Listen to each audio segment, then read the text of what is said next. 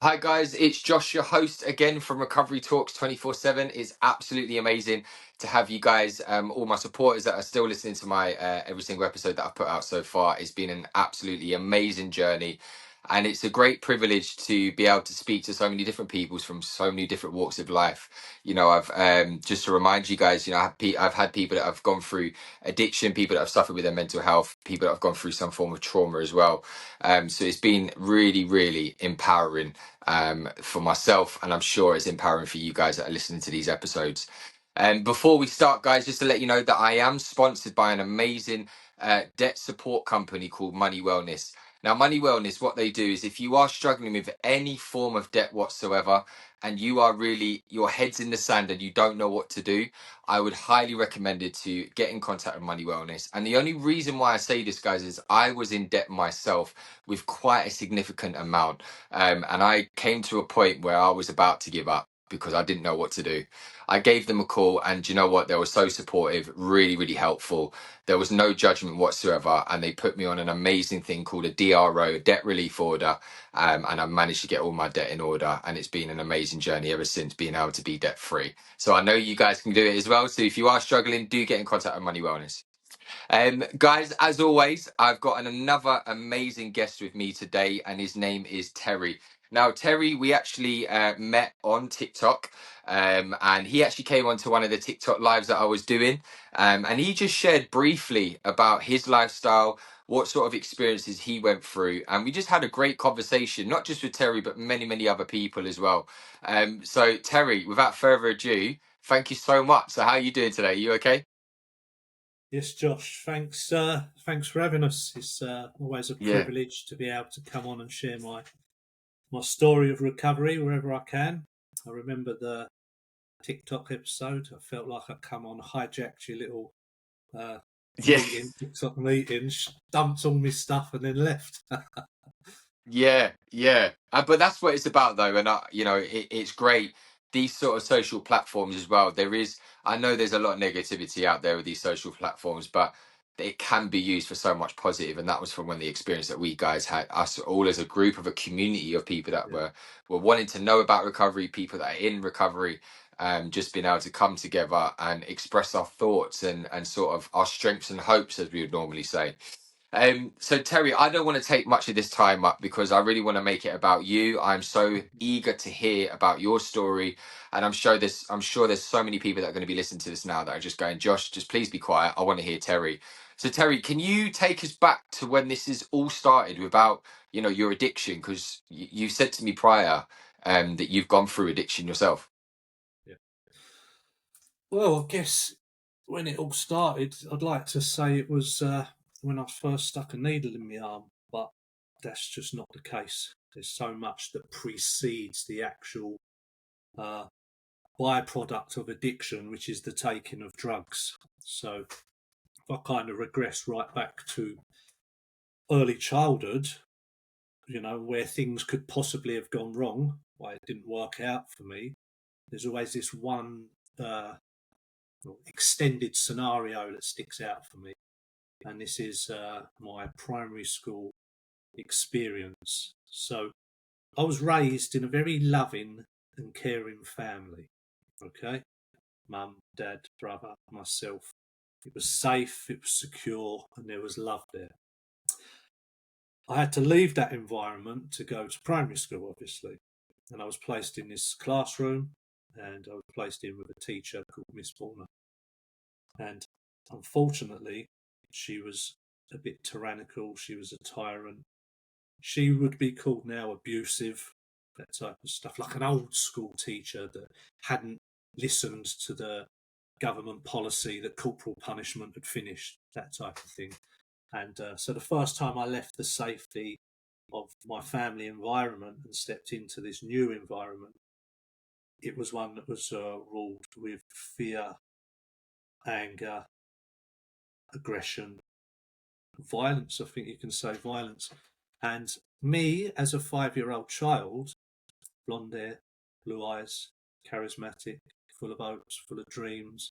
You know what I mean? Just that little beauty, innocence of a child, just ready to embark on life's journey. And she she took that away from me. She would rule that classroom with fear. Yeah, everything was not spoken, everything was shouted, everything was aggressive. It wasn't just me. I recently looked at a social media page, went through Facebook, and I see comment about that school. Someone mentioned that teacher, and then all the comments was, "Oh, she was horrible. She was wretched." It weren't just my experience; it was other people's experience. But just being in that classroom, she was the person that slapped shame into me. As a 5-year-old boy, I was dragged up to the front of that classroom in my shorts because I was continually wetting myself. I developed a tic through the fear and anxiety that was held within as a 5-year-old child. She just slapped me for not being able to answer simple maths questions, but because she was putting you on the spot, I'd just close up and wouldn't be able to share it. She slapped shame into me, and from that moment on, I've always been crippled with a high level of anxiety, and I feel that my life has been riddled and run with fear for many, many, many years. But okay, obviously that ain't the case, and things have changed. Yeah. So, horrible Yeah. introduction to childhood, I'd say. Yeah. And like what we can agree on, and obviously people that are listening to this now, everybody has a story to share in regards to how it all started. A lot of people that I've met, it started off just they had a good family lifestyle, good family upbringing, and then obviously there's a story like yourself, sorry, that started from such a young age, and that going on was unacceptable, and obviously definitely in this day and age now is totally unacceptable. But that then would have been, I'm sure, would have been quite a trauma that you went through. Um, so so this has happened from a young age. When did the sort of substances like alcohol, any sort of drug substance become part of your life? When did that start? So, I guess personally getting curious with substances was just as I turned to a teenager.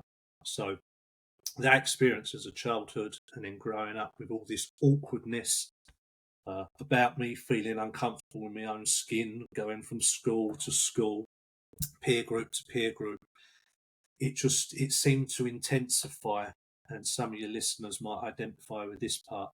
That voice in the head, it seemed to wake up and get louder and louder. The negative comments, the inner critique was constant. And it was just about this period when I was moving up to my last school. I was about 13 when I moved up there, and I really, really started to feel uncomfortable in my own skin, uncomfortable with the people I was around.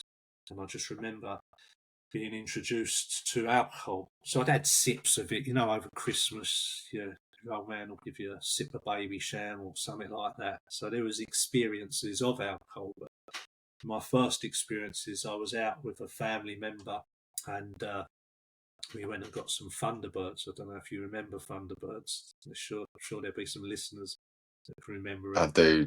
To get a blue Yeah. and red label of Thunderbirds. And I just remember drinking that, but also like calculating, because we had a red and a blue bottle, the different percentages and what I would need to drink to match up to what he's drinking with strength and quantities. And I just remember getting absolutely paralytic that night. And I fell down a hole and I smashed all my leg up. Yeah, so they was kind of carrying me around, and we'd set out that night with the intention to steal a car. So it was one of these chaotic nights filled with alcohol, and I just remember it was like a bit of a blackout. And I woke up the next morning, and I was so ill, so hungover from that amount of alcohol at such a young age. I just remember being sick in the toilet in the morning, and the person I was with, a family member, all his friends were there, and they was like laughing and jeering as I was being sick. And I just remember looking up at them, feeling awful, and in myself just thinking, I cannot wait to get drunk again.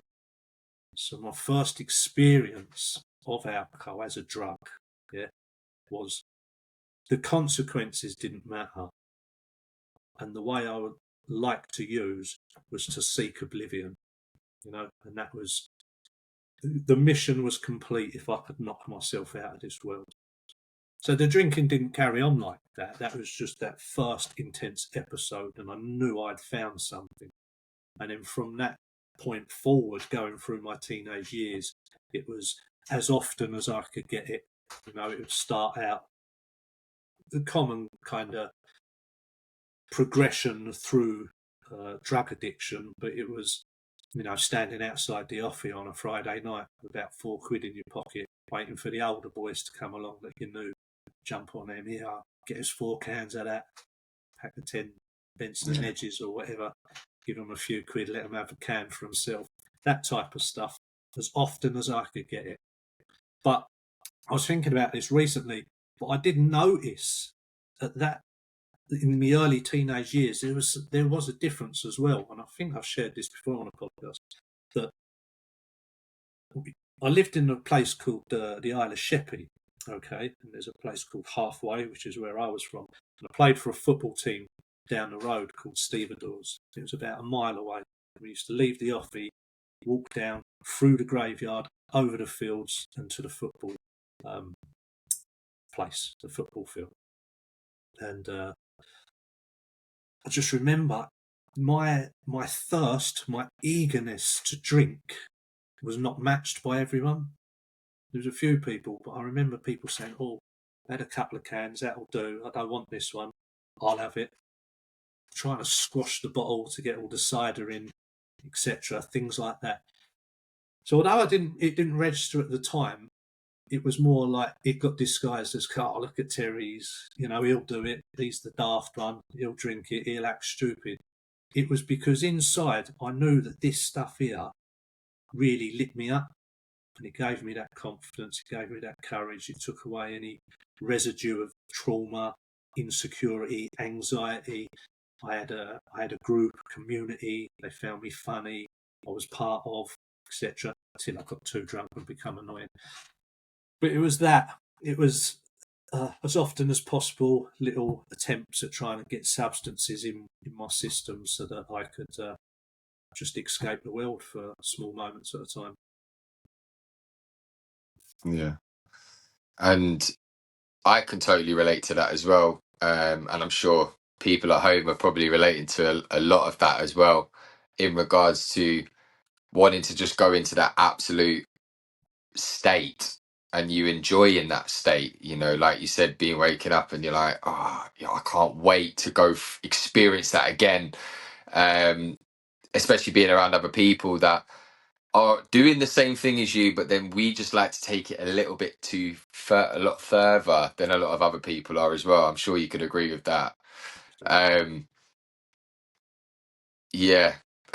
And we don't really realize, and I'm sure from what your story is going to entail as well, but we don't realize where it's going to go, what path it's going to lead down, because in our minds, as we didn't even realize we was an addict, it all just started off, as we say, as a bit of fun. Just a Jack the Lad, just wanted to be part of something. So getting onto that then, so was there a particular moment that you remember or an experience that made you realize that you was going down a dangerous path? Was that the moment, or was it a different particular That wasn't moment? the moment. The night you just mentioned, it wasn't a thing that I thought, "Oh, this is addiction." It was where I grew up. It was very common for everyone to revolve their daily meanderings around alcohol, and everything we did was, centered around a pub or drinking. Yeah. So I didn't notice it was addiction. It went unnoticed. But I don't know if this is like maybe this is an addict thing, or maybe this is just something with me. But I've heard other people say this before. It's like I was drawn to it. I had all posters up on my wall, with all the rock stars, the 27 Club, all rock stars that died through drug addiction. Like they were idols of mine. People I worshipped. Yeah, they was off their head, and they live life to the extreme. So there was something within my nature, and I did other drugs through my teenage years, but it was as I come into about 18 years old, I just remember having this opportunity, and someone turned up and said, "Oh, we've got, we're going out tonight doing this." but I've got this, and this is heroin. And that word alone, especially with what was happening at the time with Grange Hill, the Just Say No movement, you know, was coming into the forefront of media, probably wasn't as frowned upon as it is today, okay, or at least the period I was taking it. But it definitely was. The media was portraying it as this is severely dangerous. You must stay away from it. As soon as I heard that, I had that instant yearning. Right, what's that? I want to be part of that. I want to try it. And my introduction to that level of drug, Class A drugs, heroin specifically, was it wasn't one of those things where I took it, Josh, and just went, "Oh yeah, that's the answer is there." It was one that I took very clumsily, smoked it incorrectly, Wow. made out that it was working. Okay, at this period of time, I'm with another group of people, we're smoking weed, etc. Thanks, Terry. Hold on.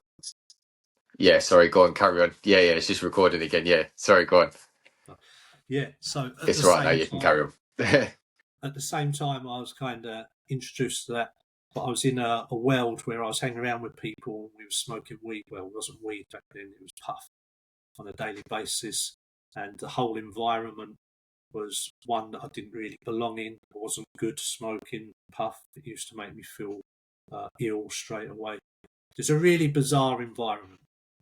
Anyway, so what happened was I kind of moved all away from that, and I gravitated to the person that had introduced me that time to the heroin. Yeah. And then I started taking it properly. And once I took it a couple of times, it done its thing. And that was the moment where I just thought, oh, thank God, I found the thing that can help me get through life. This gives me absolutely everything I need. It calms that voice inside my head. It takes away that anxiety. It suffocates that pain that I feel inside. It makes me feel complete and whole. I've got my confidence back, my character back, but at the same time, it was corrupting me and stealing my character. I just remember from that point on, it was quite a rapid decline for me, and I'm not falling from any grace because I didn't have nothing. I was a teenager at the time, I was about 18 years old. I hadn't accumulated anything in my life, but the decline was quite rapid. And I went from using it recreationally, smoking it on foil, to intravenously using it within a very, very short period of time. From injecting Wow. heroin from the first time, it was only a matter of about 6 months after that I said to myself, I don't want to do this. I don't belong in this world. And I used for about another 18 years. So I had that information as an 18-year-old child. Okay, so I'm a lecturer today. I teach people at university level. They're 18 years old when they join us. We consider them adults because they are in society. But looking back at me at 18, I wasn't an adult, I was a child. So as an 18-year-old child, I embarked on the wrong pathway, and it weren't for me. It weren't for me. It just got darker and darker and darker. And, I think I've heard you share you as heroin user, crack user, so we probably use similar drugs in similar ways. So we had similar consequences. And it's just that downward spiral, self-defeating circle that they talk about. There was no glamour involved in my using. It didn't get any better. I never accumulated money. I managed to work periods of my addiction, but for me, it was once I got onto that, it was in my molecular structure. It was part of me that I couldn't find a way out.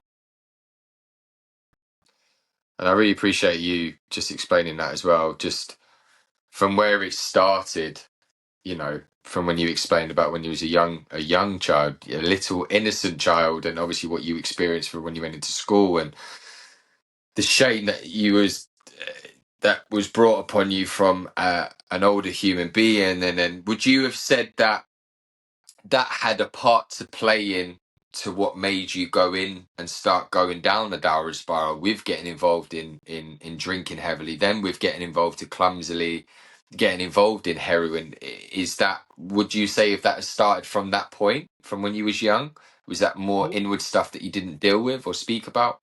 I would definitely say it had a part in my decision making. Okay, there's a lot of Yeah. research is trending at the moment to link addiction to trauma. There's obviously the disease model as well. So there's lots of debate. It's a very complex and multifaceted issue, addiction.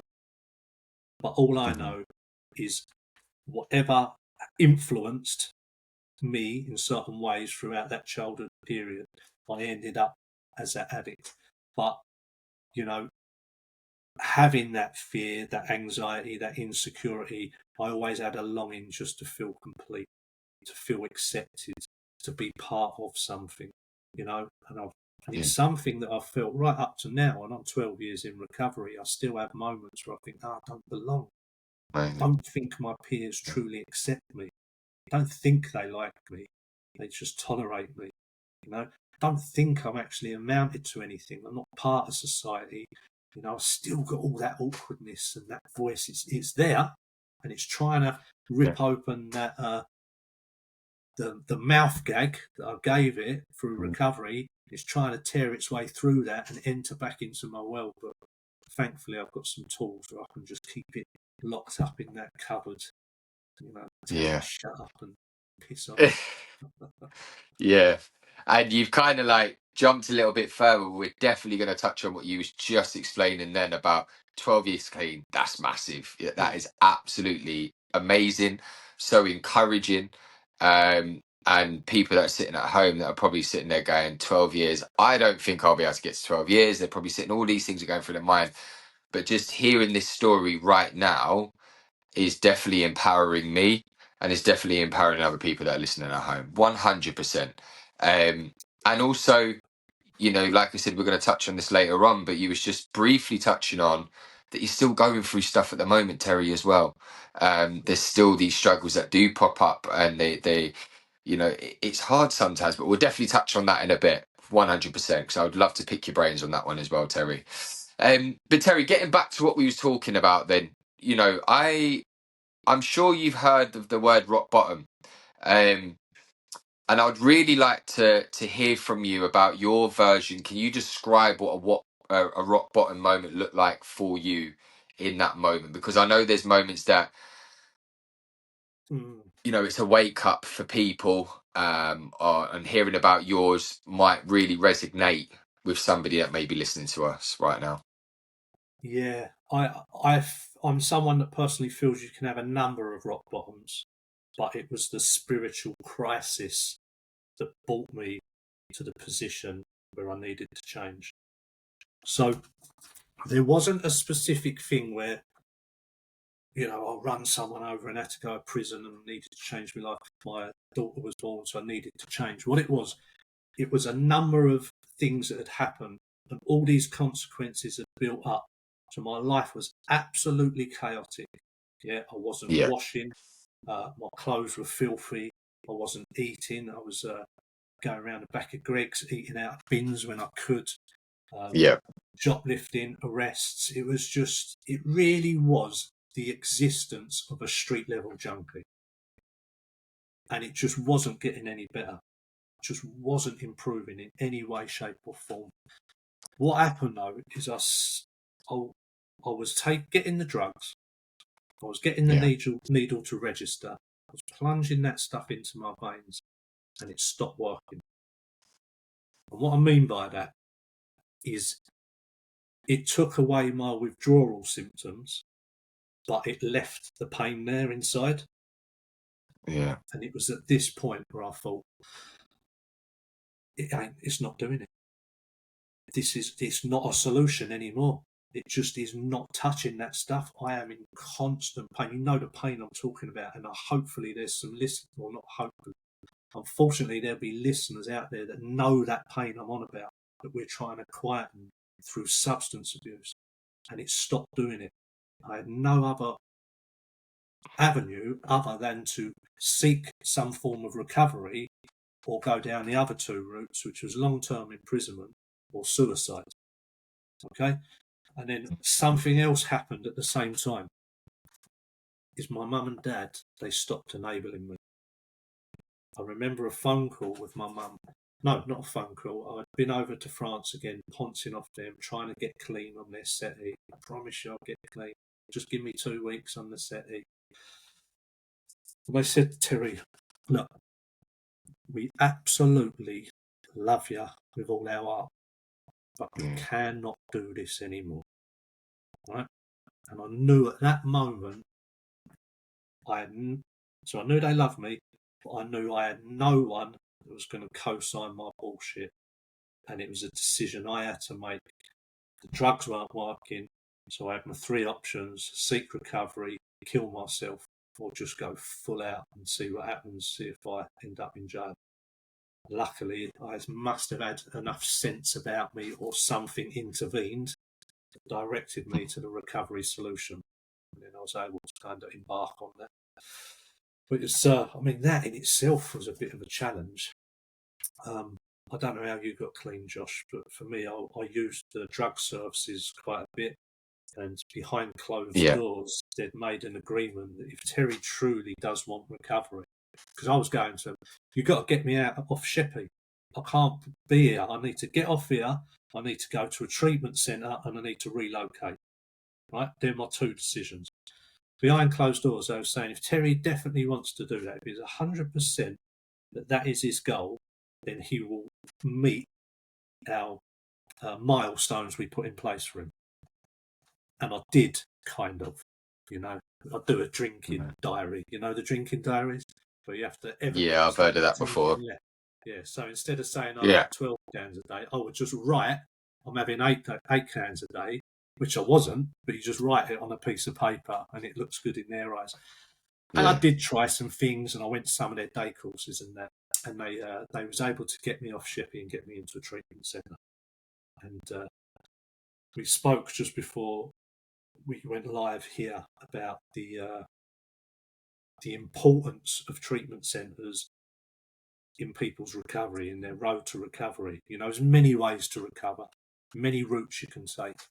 But for me, it really did help. It took me out of the place I was. It took me out of the mayhem, the chaos. It put me back into safety for the first time in a long time. Mind you, it was my 3rd treatment centre, so I've had experience of failure before. But I was in there, and this time I knew what was previously working wasn't working, so something had to be different. And I guess in amongst all that, there was a private decision made that I'll give it a go. I'll give recovery a go, and then if it don't work, I can tell everyone I told you so, and just go back to that way of existence and just embrace and accept what I believed at the time is that I would die a junkie because I was just born a certain way where I didn't have the minerals to change my way of life. So I found myself in the 3rd treatment centre, and I guess that is that whole episode is my rock bottom, my spiritual crisis, because my soul was weeping and it didn't know how to be. I didn't know how to fix it. And when you've got that pain inside you, it's a really low, lonely, sorrowful place, and not many people are still about at the end to help us. It's very lonely. Yeah. Thank you so much for sharing, your description of a rock bottom. And like you said, there probably people that are sitting at home, you said earlier on when you was answering that question that everybody has, many sort of different rock bottoms in their lives, and they may hit a rock bottom and they decide they need to go get some support and help. They can't keep doing it. They may go get some support, but then they keep going back. And then they have another version of a rock bottom again. So I really appreciate you explaining your rock bottom and what made you sort of realize, you know what, I don't want to die a junkie. That's just a powerful statement in itself. And I'm sure there's many people that may not be at that point at the moment, but I'm sure everyone that's listening at home that is struggling with some form of a substance abuse, definitely listen to what Terry just said then, he didn't want to die a junkie. That's just a powerful statement in itself. Yeah. So in your darkest moments, then what really kept you going? What I would love to know, and I'm sure the listeners would love to know as well, because I'm sure people are going through dark times at the moment, and I'm sure they want to know what sort of kept you going, even when things seemed really impossible. Because I'm sure in them dark moments you just realised that, I can't do this. But what kept you going through them times? That's a really good question. I'm not sure anyone's asked me that before on a podcast or an interview type thing. I talked about that inner critique, that voice, that negative, niggling parasite that people have as addicts. However, in there somewhere, there was another voice that said, "You're better than this." It was very, very quiet. I could hardly hear it, and it could only voice Mm. itself every now and then. There was that voice, and that voice fought for me, probably fought for me more than I realised, and would give me these messages saying, "Terry, you can get out of this. Yeah. You are better than this. You don't belong in this world." Yeah. And I guess that, with a wholehearted understanding that what I was doing wasn't working, yeah, was a combination that propelled me. I didn't get clean for anyone. There wasn't any discussion with my parents, sibling, anything like that. It was just that I've got to do this. And what I found, so from the treatment centre, my journey into full blown recovery, I left that treatment centre, and I am one of these people that operates on high anxiety. Okay. And I'm very, very fearful when I first got out of treatment. You take the drugs away from me, I was that 5-year-old child getting slapped by Miss Borner in the classroom, frightened and insecure. And that's how the world seems so daunting and challenging and offensive and oppressive that I didn't know how to navigate it. And I guess a lot of what got me through is that little voice, yeah, a bit of like up yours, anti-authority. I'm going to be stubborn and dig my heels in anyway. And I didn't know where else to go, what else to do. And I used to battle Yeah. with it constantly. So if there's a message there, if you think you're struggling and you're not supposed to struggle, I think you are supposed to struggle. We need to overcome our struggles and our battles in order to change a mindset, to change our subconscious paradigms, what we've been programmed as a young child, where there needs to be a struggle, there needs to be a challenge. The Bible talks about sacrifice as its key turning point, and I just take that as an example because I believe, there's a lot of sacrifice in what I had to do. I had to drop friends. I had to toe a line whilst other people from my dry house, my treatment centre, wasn't. I had to put my neck on the block that I might get ridiculed for not fitting in with the peer group, not being laddish enough, that type of stuff. So I had to do a lot of things that felt very awkward, that went against the grain and challenged me. And I believe that is where growth happens, when we are fully willing to take responsibility for our actions. And when I work with people nowadays, and they've got a decision to make, and they make a very challenging decision which goes against the grain, I say, you've just made a recovery decision. And I like Yeah. to think I made a few of those. Yeah. Thank you so much for sharing that as well. And it's great, isn't it, when you kind of get asked the question, it's like, I never thought of it like that. I like to kind of mix it up as much as I can as well, with because I know there's been moments in my life where, in my darkest moments, um what kept me going, and it's so true, with you just saying there, just that tiny little voice, and mine was like that feeling in your stomach, like I knew deep down inside, I knew Joshua shouldn't be out here homeless with a needle in his arm. I knew I shouldn't have been doing that, but that feeling was so minuscule compared to the addiction mindset that I had, overpowered it all the time. But I definitely would agree 100%. And I'm sure there's other people sitting at home going, that's so true. Even if when people are sitting at home, and as we all know, addiction really secludes you away from everybody, your family, your partner, everything, and it secludes you away into your room. And that was me as well. But I still had that tiny little feeling in me going, this isn't right. But unfortunately, addiction still kind of overpowered it. So I really appreciate you explaining your version of the darkest moments and how you got through it. So that's awesome. Um, so getting onto your recovery journey now, Terry. So you've brought us through such an amazing story here. And the way you speak, Terry, is absolutely amazing. I could sit and listen to you for hours, man. You've got that voice of just really relaxed and calm. I don't know if anyone's told you that at all, Terry. And probably people are sitting at home, sitting back, relaxing, and going, "This voice is really chilled out." So I love it, man. I don't think I think you need to create an audio book, and I would be a number one fan. I'll tell you that, Terry. But getting onto your recovery journey, recovery's never straight. It is never a straight line. Yeah. Something that you briefly touched on just before then, you still go through stuff. You're 12 years clean, flipping amazing. And, I want to get there. I know I'll get there, but I just take one day at a time. And I'll keep doing what I need to do in my recovery journey. So as we know, it's not a straight line. So can you share any sort of setbacks or struggles that you faced even after you've decided I can't do this anymore? Terry doesn't want to become a junkie anymore. You still must have gone through struggles, though, Terry. Unfortunately, yes. And I'm gonna share on one in a second. Something that was challenging for me, but I'm just going to kind of give a bit of experience of what it's like to be in recovery. And you take the substances away, we're very raw and we're very vulnerable. Yeah. So everything seems to be a bit of a challenge and a bit of an obstacle. So I've done things in recovery. I didn't sit about, I've gone and educated myself, been employed, etc.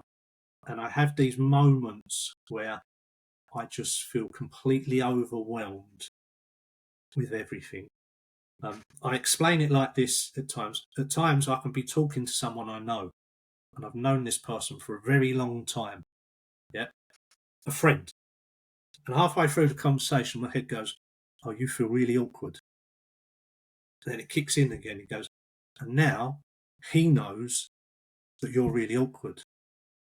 And then it says, Mm. he now knows that you know that he knows you're really awkward. And it's just this overwhelming, awkward insecurity that just cripples me at time. And I have that throughout recovery.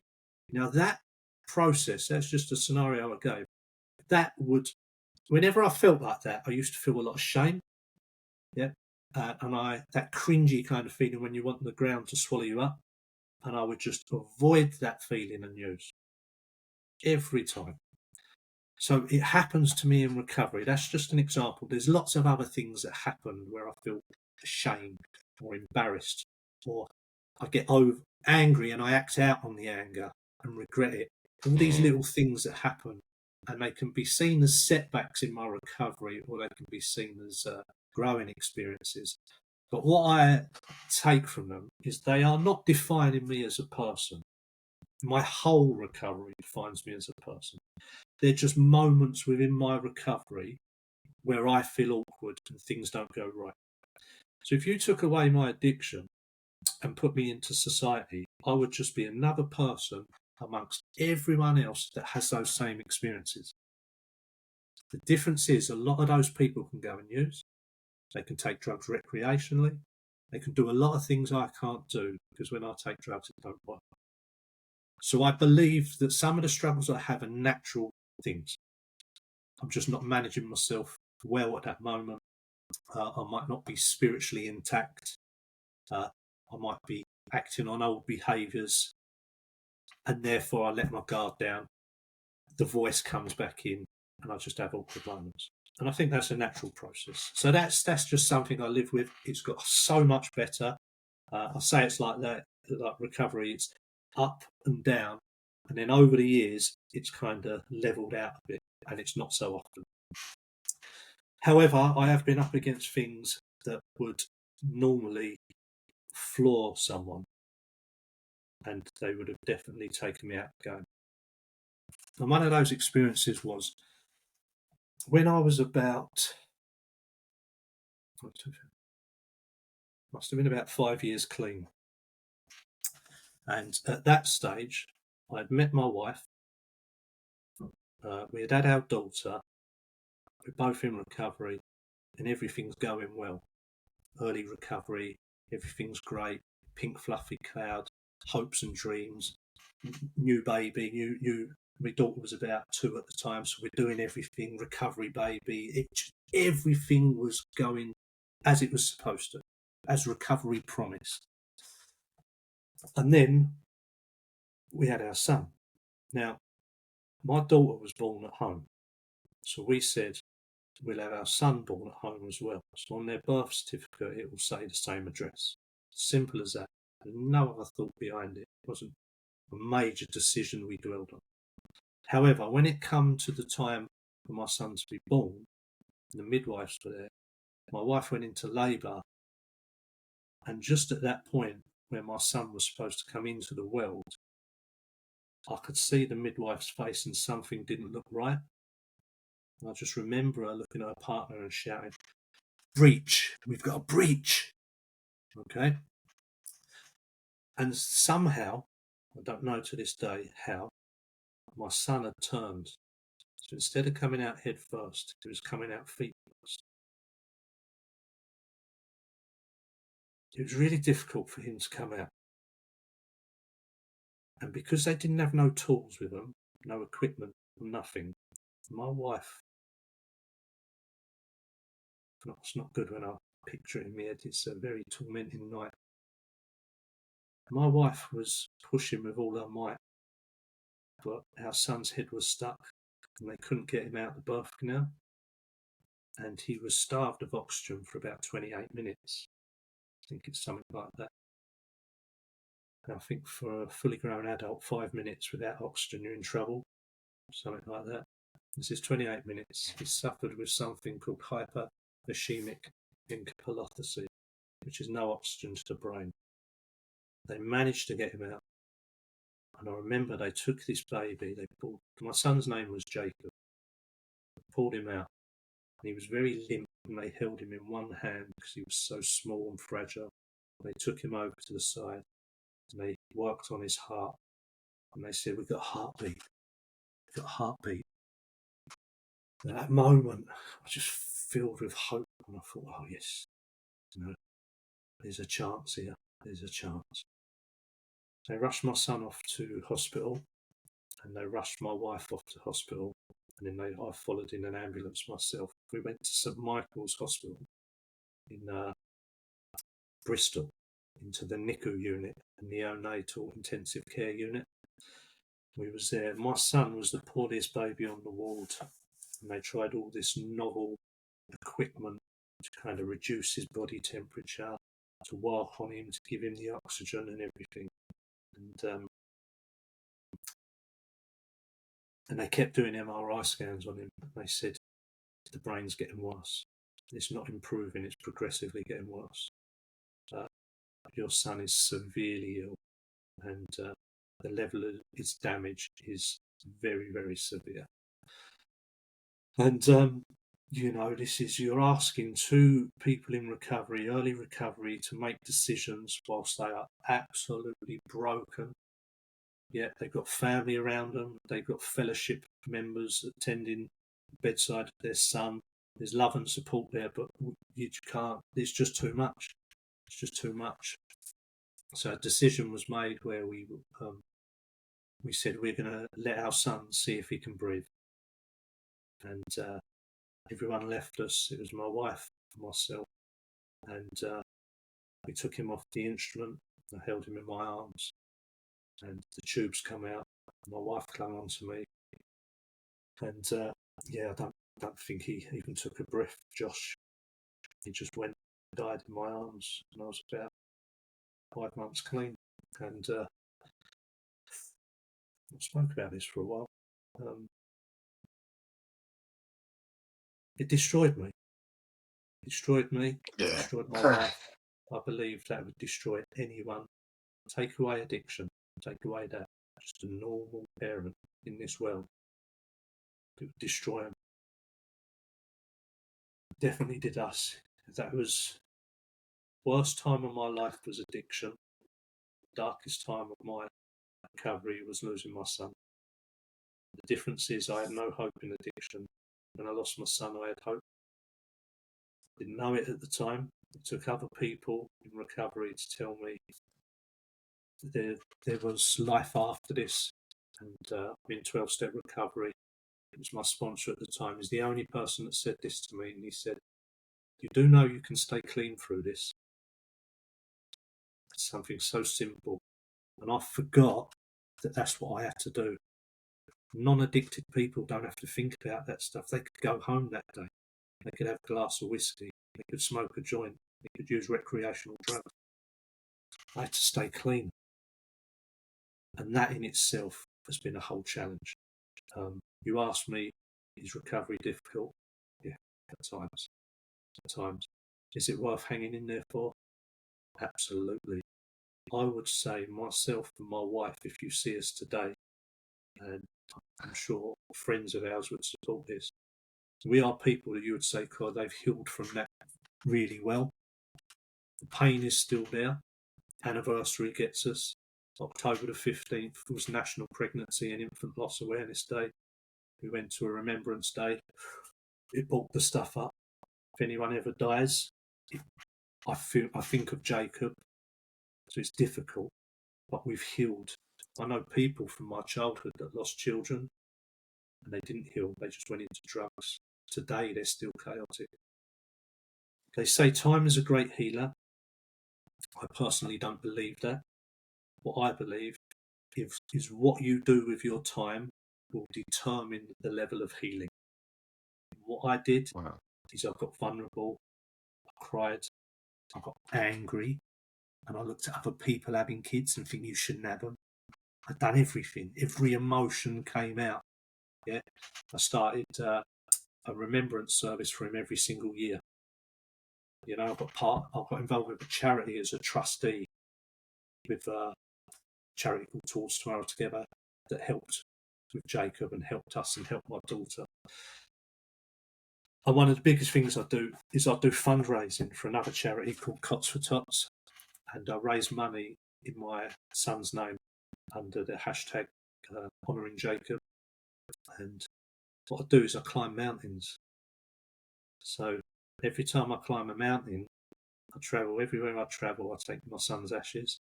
I scatter him at the top of mountains. So far he's scattered at the top of Kilimanjaro, scattered at the top of Mount Toubkal in Morocco, and he's scattered at the top of Mount Masala in Bulgaria, Snowdon, Penifan, and I remember him that way in these big fundraisers. I'm literally just about to embark on a fundraiser next year. I'm just waiting for someone to get some confirmation. Then we're going to go with it. I'm going to pick another mountain. It'll be next year, August, September. It'll be a big one. I'm going again. Pick a mountain. It's going to be a challenge. And I'm going to scatter his ashes at the top again. So yeah, it can be difficult, but is it worth hanging in there? Absolutely. Wow. I'm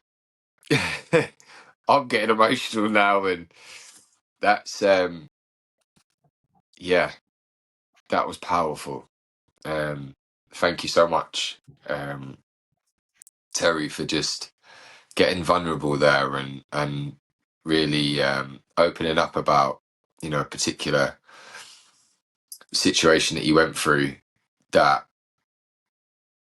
even when you've been clean, you know, it would have been a struggle, and I'm sure people are sitting at home, probably laying back, sitting up in the car, in the gym or whatever, and they've just stayed silent for a minute, because that's just the thing, just to kind of process through. And I really believe, how can we get something out of this? Well,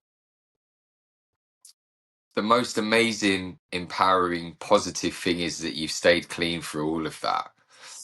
And also, the most amazing thing that I can get from that is any situation that I come across in my life that is so it's a moment in my mind, it's unbearable, or I'm really, really struggling. Your story just shows to me that it is possible. And it is possible. And I really truly believe it is possible for whoever's at home right now that's maybe lost a loved one or has had a similar situation that Terry and his partner went through. But just hearing Terry's story has shown that there is possible, it is possible to get through that. You can do that. And I really, really respect you, Terry, and your partner. And I really take my hat off to you as well.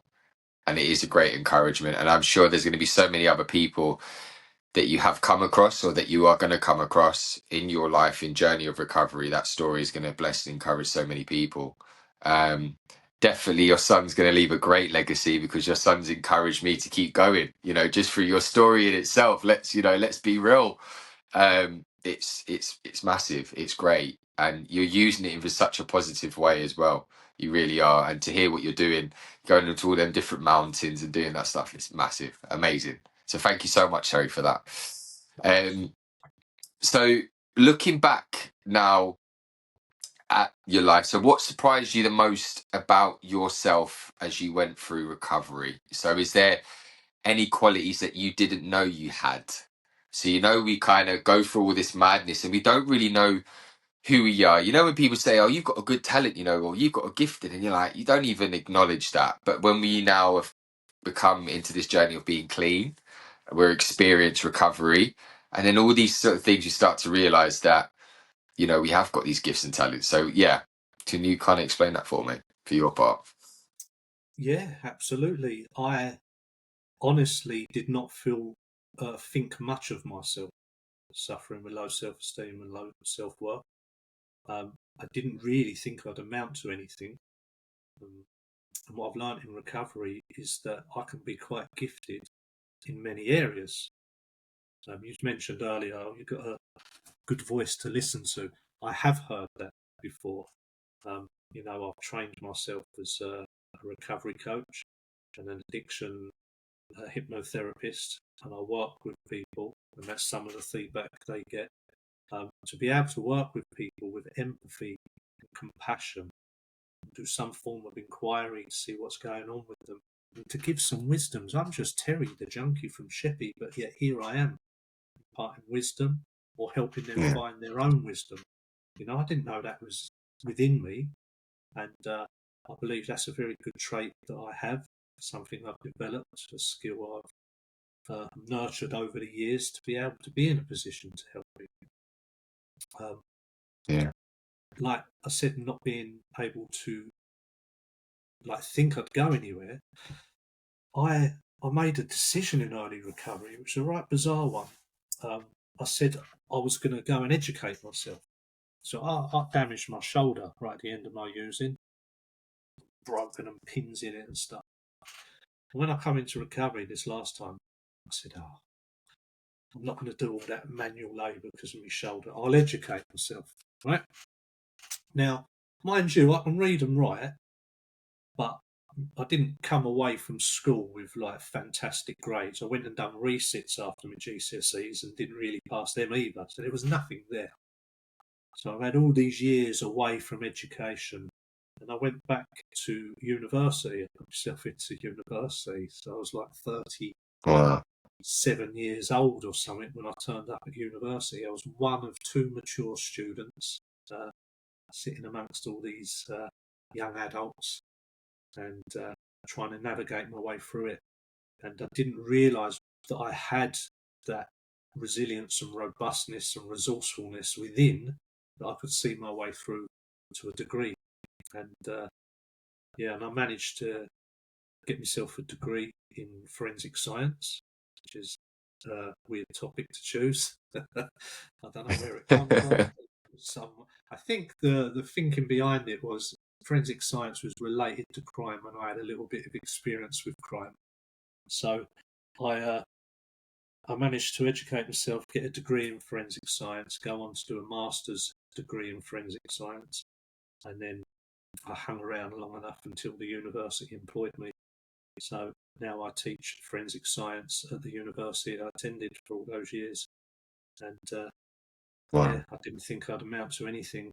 And that is one of my proud moments. I'm proud of that. And, you know, sometimes I think, well, don't share that because that comes across as quite egotistical. But I think there's Mm. egotistical and then there's pride. Not I pride, know. Yeah. proud. And yeah, and I'm Round. just Yeah. sharing that because you asked me, is there things that I didn't realise about myself? And one of them is that I can play the long game. That journey from my first day at college to standing up and delivering my first lecture had lots of those moments I spoke about earlier. The voice, the Mm. challenges, the difficulties, the obstacles. I want to give this up, wish the ground would swallow me up, can't do this, I want to throw my laptop against the window. So it's studied with those throughout. No one sees that. They just see, oh, Terry, yeah, he's got degrees. They see the glory, but they don't see the pathway. So, yeah, I think I've learned quite a lot about myself, but I'm one of these people, Josh, that I'm always willing to learn more. I'm always on the path of self development, personal growth. Um, I'm open to feedback, if it's, Yeah. I know at times I can present with, character defects and shortcomings, and I'm Yeah. open to kind of being pulled up because I want to be the best version of myself. I want to present in this world where my daughter is going to grow up and pick a husband based on the father she sees in her life. So I try to be the best version I can. You know, Yeah. I'm trying to give her a really good childhood, not just materialistically, yeah, Yeah. but based on wisdom, information, information that should have been given to me as a child. You know, Yeah. give her love and attention, compassion and empathy that 5-year-old Terry in that classroom did not have. His youth, his childhood was polluted and corrupted at such a young age that I'm trying to help my daughter avoid that. Yeah. So yeah. That was amazing how you just explained that as well. Just that whole part when, just to kind of pick out what you said then, going back to what you're doing now for your life, seeing that you had a lot of qualities and you only recognize them now, you know, and you're now doing lecturing at a university where you got a degree at, and now you're actually working for that, for the university, doing what you're doing. And definitely, I never looked at it that way. And I'm sure there's people at home that never looked at it that way. There's egotistic or there's being proud. And I totally 100% encourage anybody out there, and I'm sure Terry would agree with me 100%. If you've got somewhere in life that you never thought you'd be able to get to, such as doing a position like Terry or getting a particular role that you never thought you'd get, definitely stand tall and be proud Yeah. to be able to get there. I really, really encourage people to be able to stand there and say, yeah, do you know what? And mention it wherever you are. If you are, in a particular group or doing something like what Terry said had been involved in 12 steps or whatever that helps you in your recovery, definitely share it. Be proud of it because I love to hear that stuff. And I'm sure listeners at home are loving to hear that. To go, do you know what? I should be proud of myself, because we forget that sometimes. I'm guilty of it. I'm not going to sit here and say I'm perfect. I am guilty of it. There's sometimes that I forget what the amazing things that have been happening in my life, and I should be proud of that. Because we're Celebrate so the used victories. to exactly, and I really truly believe we are so used to being that 5-year-old child like yourself, Terry, that has been told that never amount to anything. Look at you, all of this stuff, and we're so easily manipulated ourselves back into that mindset again that we have Yeah. to try and not be like that and be proud and stand there tall and go, do you know what? I can do this, you know? So I really appreciate that. I really, really do appreciate that. So really, Terry, just to we're kind of going to come to an end now, like wrapping this up, but I really would love you to share for the listeners now Mhm. who might be struggling with addiction or are in recovery themselves or are debating about to go into recovery, they're back and forth. What would you like to say to them right now? Any words of wisdom, Terry? Because you are, I can tell straight away, you're a man of wisdom and I love it. that you'd want to share with somebody right now that's listening? Right. How do you reach people? You said earlier on about me being 12 years, and you said if there's people listening, they might not think that's achievable. But in order to get 12 years, you've got to get 12 days. You've got to get 12 hours. So keep it small, keep it in the moment, set your goals, celebrate your victories, and get them 12 hours under your belt, turn that into 24 hours. Turn your 24 hours into weeks, etc. And the way that I believe you do that, okay, so I work with a particular set of literature with the 12-step fellowship I attend, and in some of their literature, in one place, we work through the step work. We go through step work with this piece of literature, and it says there's one way to do recovery incorrectly. Oh, so there's a way you can do it wrong, and that's to do it alone. Okay? So if there's any wisdom I can give to people, or maybe just some advice or a suggestion, is do not try to do this alone. Because if you are like myself and like Josh, my guess is you have got the same type of thinking. And it's that type of thinking that has brought you to the place you're at now. You're trying to get clean. You're going to have a very difficult time trying to think your way out of your situation now with the thinking that got you into that situation. So if you are part of a community or even a small peer group, or like jump on with Josh's lives or join the sober community on social media, whatever it is, you're going to say something at one time which you think is a good idea, and someone might say that's not a good idea. Yeah. So you get a chance to run your thinking through other people. And what you might find, which I found, is that often I think things are such good ideas and they're not. The amount of times I've been saved by other people from my own thinking is astounding. Okay? So my advice would be get yourself a community and do not do this alone. If you're listening to this in the car, in the bath, on your way to work, laying in bed, etc., there really, truly is hope after addiction. Okay? You are the only person that can make the decision and put the effort into change. However, you can use the support of everyone around you. Yeah. And when you start using that support and you allow yourself to be vulnerable and you hold your hand out to be held, the miracle of recovery will absolutely blow you away. The things that you can face and get through clean are unfathomable, are unparalleled. Okay? You become the best version of yourself, better than what you ever expected, and then you become a vessel to share that message with others. So my message today may not have resonated with everyone, but you will hear more messages on Josh's podcast which will resonate. So your message will resonate with someone somewhere. So don't keep that message hidden away in secrecy. Share that to the wider audience. Present that to the world so that someone else can hear the message of recovery, transform their life, and impart their wisdom onto others. That's amazing, Terry. Thank you so much. So, Terry, what does life look like for you now? Like you said earlier on, I was like, oh, we'll touch on that later on. You're 12 years clean, yeah? Yeah. So what's life looking like for you now? And what are you most hopeful about for the future now? For yourself, your family? What's life look like now? So just prior to coming on the podcast, I've got scratches on my arm where I had to climb over the back fence because our brand new kitten was jumped over, scaled the wall, and tried to run into the train tracks at the back. So I was caught in bushes, all tangled up, slipping down the slope. Family things. Family things is what I do. I'm part of a family. So I build my family. I enjoy time with my family. I focus on my career. I focus on my recovery. Currently, I'm just rebranding my company. We're going to change the name, etc. So it's going to be Divine Recovery Solutions. I'm going to branch out. We're looking to set up some retreats. We're going to continue with our coaching, with our hypnotherapy. So the aim is to continue helping people with substance abuse issues, with mental health, with addiction, etc.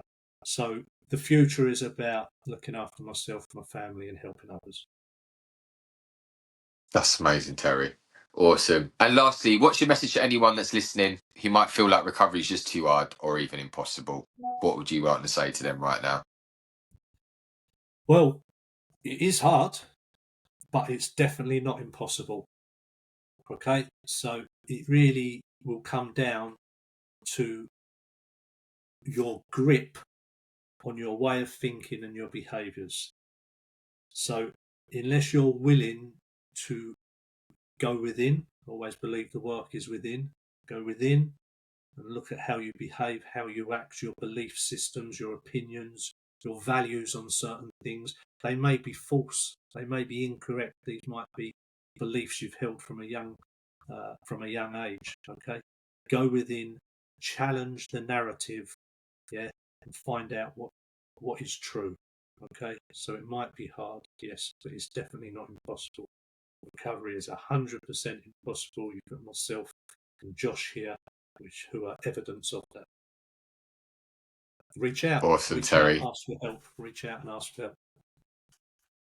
Terry, thank you so much for coming on today, for sharing your story, for really going in. You know, you digging deep and you just really shared openly and honestly. And I really thank you from the bottom of my heart. And I'm so sure there are some listeners at home that thoroughly enjoyed this podcast today, with hearing your story of strength and hope. And that is what it's about, guys. You know, is hearing people's stories and hoping that even if we just reach that one person, one of you guys at home that's got something from this, I'm buzzing about it, and I'm sure Terry would be buzzing about it as well. But again, Terry, thank you so much again for giving up your time to come and share your story. I know there's going to be a lot of people that are going to be getting back to me and probably saying, "Do you know what? That really touched me." But Terry as well, I really hope. And I'll keep you in my thoughts and prayers. And I'm sure everybody listening as well, you know, with your dream, your passion of what you're wanting to do, I know for a fact you're going to be reaching so many different people's lives, and touching so many people's lives with your story as well, and your partners. You're a beacon of light for the people in recovery. You're a beacon of light for those that are not in recovery yet and they're debating. You're going to be changing so many people's lives just by your story alone. So yeah, thank you so much, Terry. I really appreciate it. Brilliant. Thanks for having me, Josh. It's been an absolute pleasure. Cheers. Thanks, Terry.